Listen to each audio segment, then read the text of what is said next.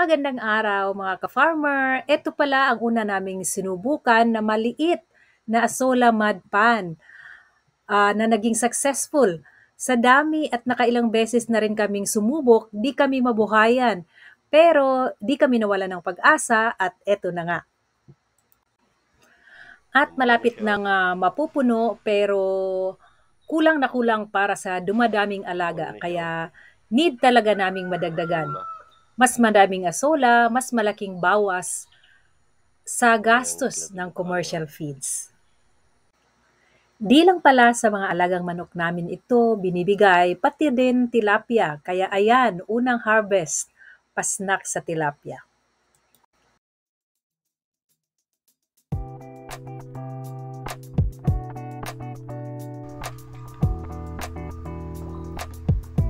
Dala siya lang Tugasin na. Wasa na siya mga puto bro. So, set up na tayo ng dagdag azolla pan. So, instead maghukay, trapan na lang. Mas mabilis sa trabaho. Medyo may kamahalan nga lang. Pero okay lang. Kailangan din talaga nating mag-invest pag may mga gusto tayong ma-achieve. Diba?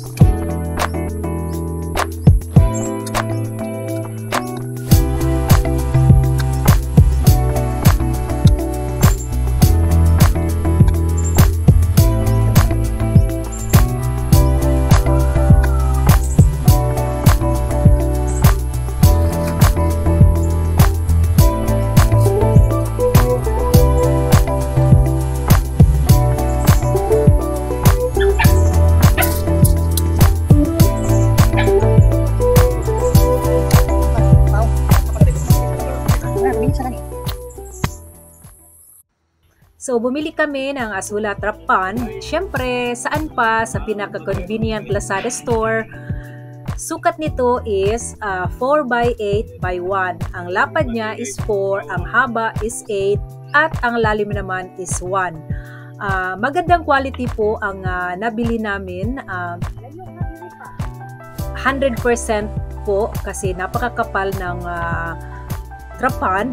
At siguradong magagamit namin ng matagal. So, thank you so much kasi napili namin ang mas maganda kahit may kamahalan siya pero okay lang. Pwede na liguan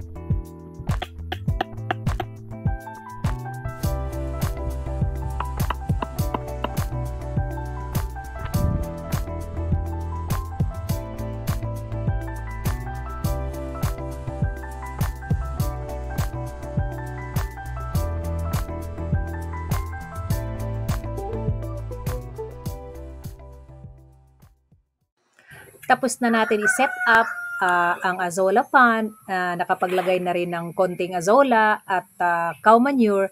Kaya si Sisi, ayan, dinagdagan na lang ang manure. Ito pala ang Guys. sikreto, paano sila buhayin, patabain, at para mabilis dumami. So, ang gana to, manure o Azolla to ang kwan. Azolla Pan.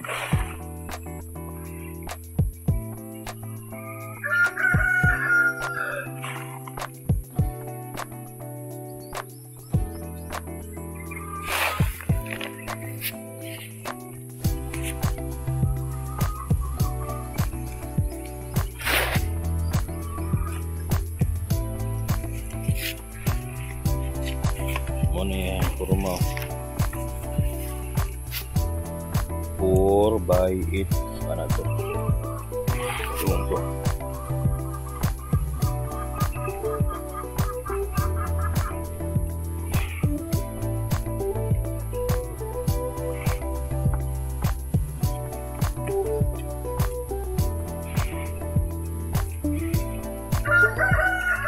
to yabo na.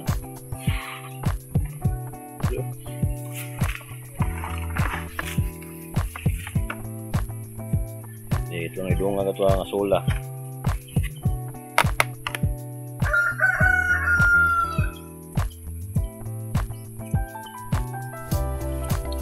Yabo ng tubig api.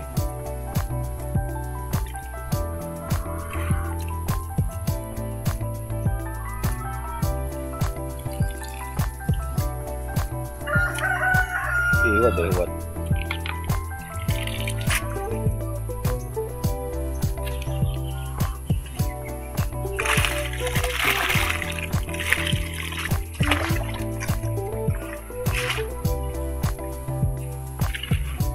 So muna sa tanan. So muna itong Azolla Pan, no. Oo, wala siya. Muna yung kinatibukaan niya. Okay. So muna siya. Dadala mo ang kung ano. Muna sa laring tiguha. Muna siya. So muna siya ang kinatibukaan niya.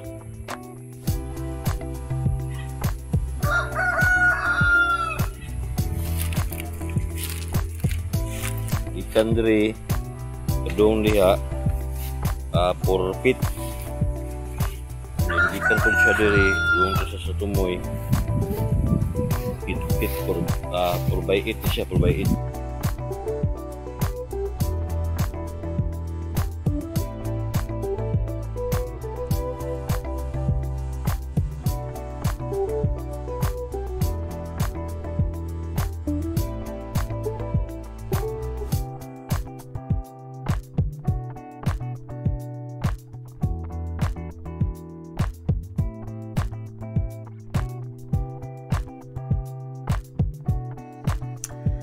Sa wakas, ito na nga ang sinasabi ko.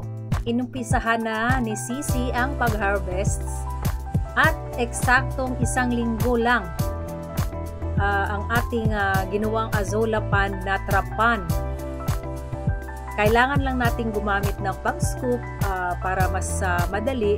So, salok-salok lang. Siyempre, siguraduhin naman na may matitira para dumami pa uli. At bago ipatuka sa mga alaga, hugasan muna para mas malinis. O ayan, may substitute na tayo kahit paano sa napakamahal na commercial feeds. At sigurado pa tayo na rich sa organic nutrients ang maibibigay natin sa mga alaga. So, may idadagdag pa po kami dito guys sa aming Azolla Pan kasi kulang pa talaga ito. So, kailangan pa naming magdagdag. So, happy farming everyone hanggang sa susunod na pag-set up namin ng mas malaki pang Azolla Trapan. Bye-bye!